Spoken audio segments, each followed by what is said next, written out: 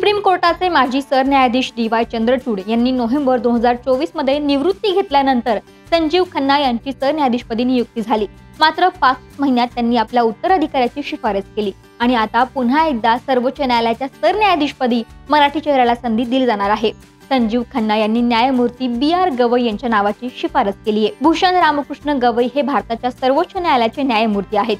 भूषण गवई यांचा जन्म 24 नोव्हेंबर 1960 रोजी अमरावतीत झाला। 16 मार्च 1985 मध्ये ते बार काउन्सिलमध्ये सहभागी झाले। 2003 पासून 2019 पर्यंत ते मुंबई उच्च न्यायालयाचे न्यायाधीश राहिले। 2019 मध्ये ते सर्वोच्च न्यायालयाचे न्यायमूर्ती झाले। भूषण गवई हे भारतीय रिपब्लिकन पक्षाचे दिवंगत नेते रामकृष्ण गवई यांचे पुत्र। रामकृष्ण गवई हे माजी आमदार आणि खासदार राहिलेत।